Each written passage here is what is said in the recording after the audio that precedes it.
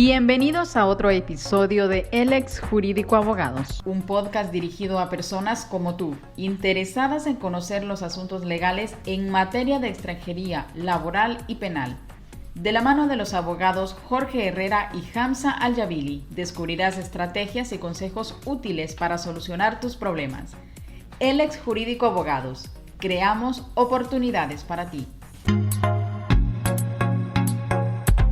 En esta edición vamos a resolver aquellas dudas más habituales sobre el empleo del hogar, como cuáles son los derechos, cuál es el salario que nos corresponde y otros datos muy importantes en caso de despidos. Hoy nos acompaña en este podcast el abogado Jorge Herrera. Hola, buenos días Marcela, un placer como siempre. Vamos a hablar sobre este tema muy importante y que requiere que podamos explicar cuáles son los derechos de las empleadas del hogar, así que vamos a comenzar consultándote en qué consiste la relación laboral especial. Bueno, la relación laboral que desempeñan las empleadas del hogar, digo empleadas porque la mayoría son mujeres, está regulada en el Real Decreto 1620 del año 2011. Entonces es un Real Decreto que especifica el marco legal donde se va a establecer la relación laboral. Esta relación laboral de los empleados del hogar tiene a dos partes. La primera parte es el empleador, que es la persona que es el titular de la vivienda, el propietario o bien el arrendador o arrendatario de la vivienda.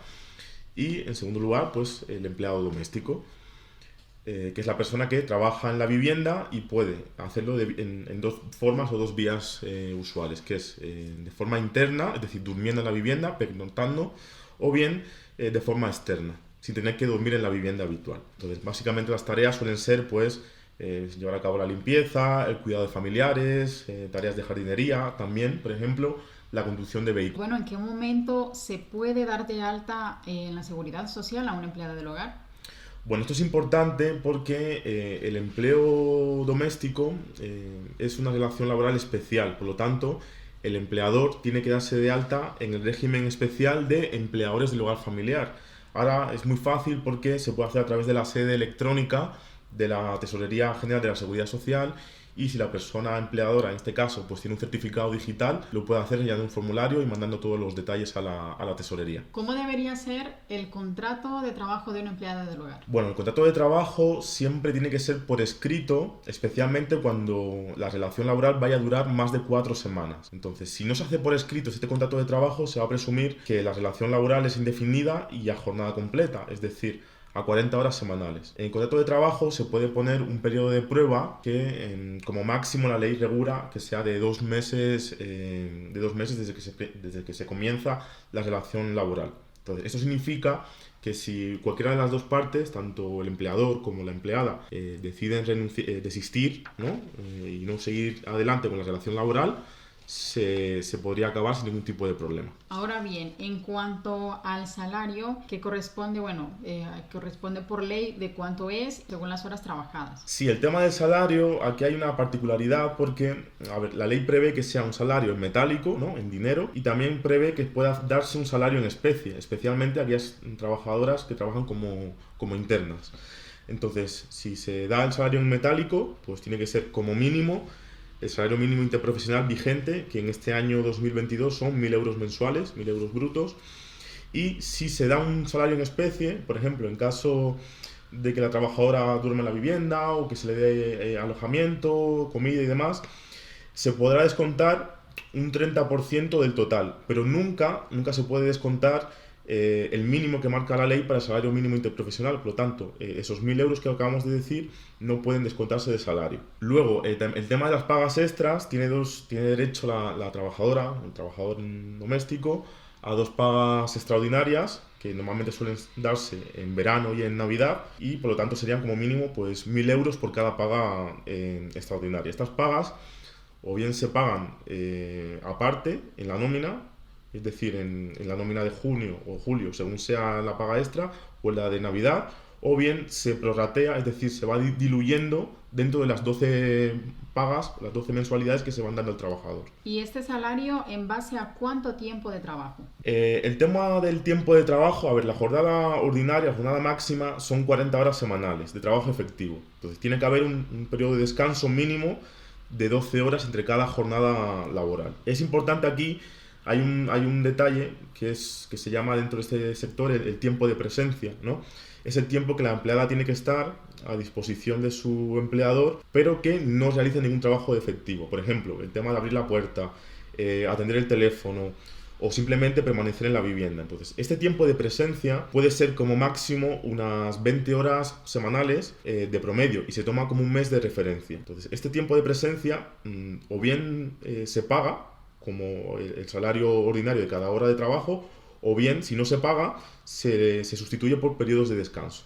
Importante en el caso de los trabajadores internos. Tienen derecho a 2 horas de descanso diarias. Estas horas de descanso no son tiempo de trabajo efectivo, ¿vale? También es importante que conozcan que tienen derecho a disfrutar de 36 horas consecutivas cada fin de semana para descanso.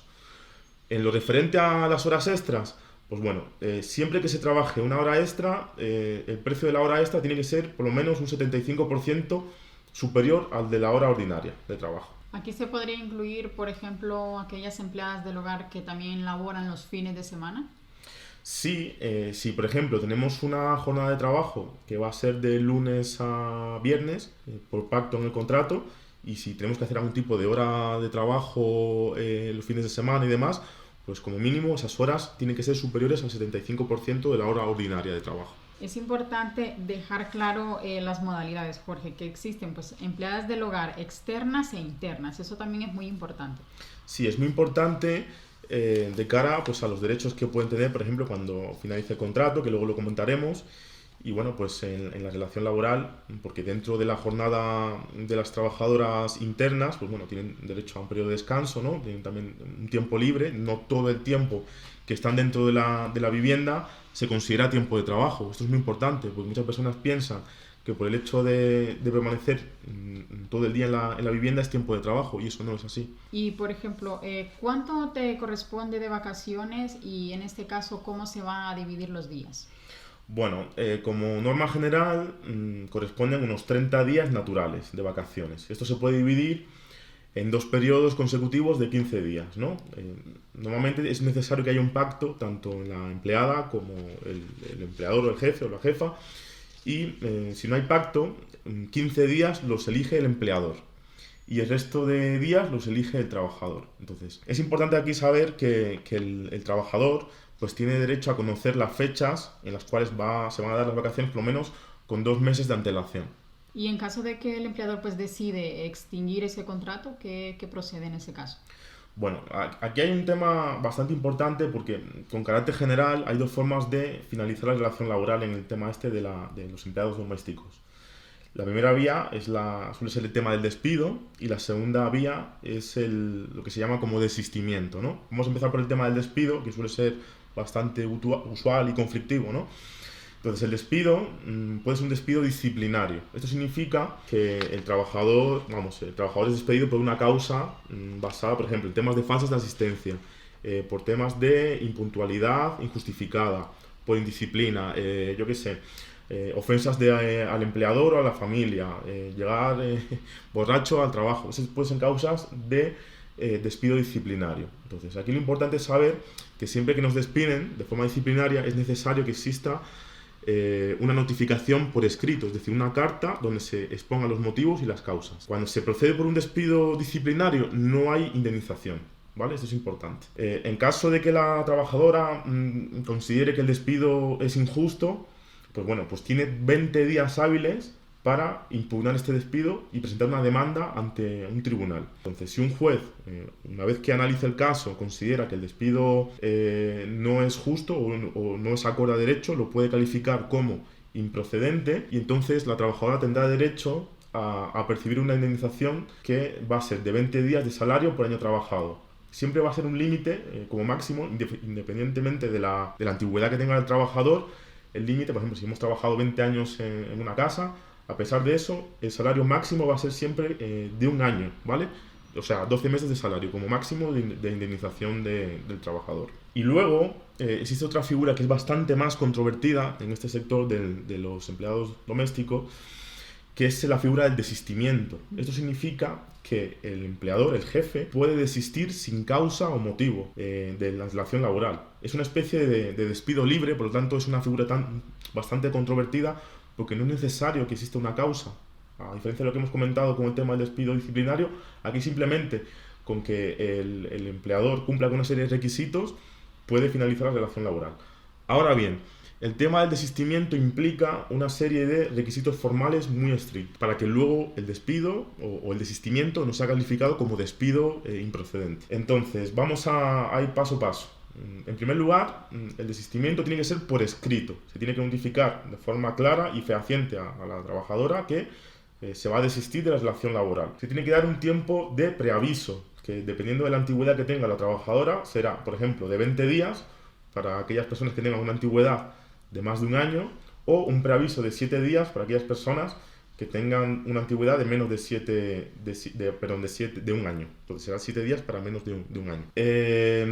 Bueno, en este caso, si el empleador no da el preaviso, puede sustituir esos días, o bien esos 20 días, o bien esos 7 días de preaviso, pagando esos días en salario. Y es obligatorio siempre que cuando se comunique el desistimiento, mediante la carta que se nos da, se tiene que, al mismo tiempo, de forma simultánea, entregar la indemnización, ¿vale? Que hemos comentado, porque si no va a calificarse el despido como improcedente. Por tanto, esto significa que hay una serie de requisitos formales en los cuales un simple error por parte del empleador va a conllevar que el despido sea calificado como improcedente por parte de un juez. Así que hay que tener mucho ojo. Importante, las empleadas del hogar internas, que antes no lo hemos comentado, las empleadas del hogar internas tienen derecho a que si el despido o el desistimiento se da entre las 5 de la tarde y las 8 de la mañana no puedan ser expulsadas de la casa, salvo que ocurra una causa grave, ¿no? Pues una especie de falta de lealtad o de confianza. ¿Qué pasa ahora, luego de que se ratificó ya el convenio de la OIT que respalda a las empleadas del hogar? En este año pues se ha ratificado. ¿Qué procede ahora en cuanto a los beneficios y los derechos del empleo del hogar? Sí, este convenio, que ha sido ratificado por España recientemente, en este año, en el año 2022, implica que las empleadas del hogar van a adquirir una serie de derechos. Entre ellos, el principal va a ser el acceso a la prestación por desempleo, una vez que sean despedidas.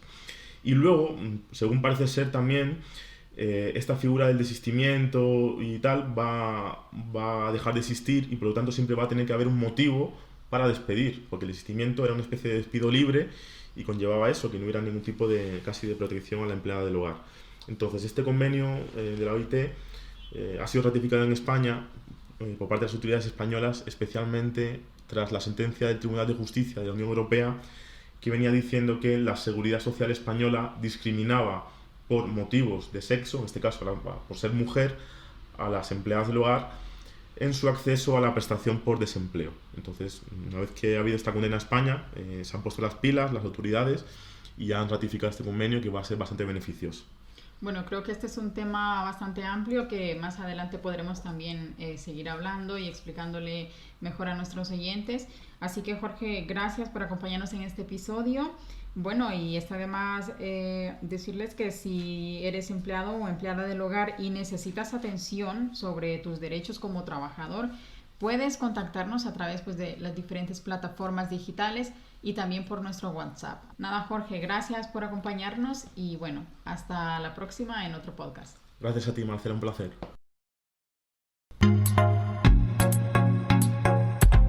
Hasta aquí nuestro episodio de hoy. Esperamos que haya sido útil para ti. Si necesitas una consulta personalizada sobre tu caso, puedes encontrarnos en la web www.elexjuridico.com, donde podrás agendar directamente tu cita.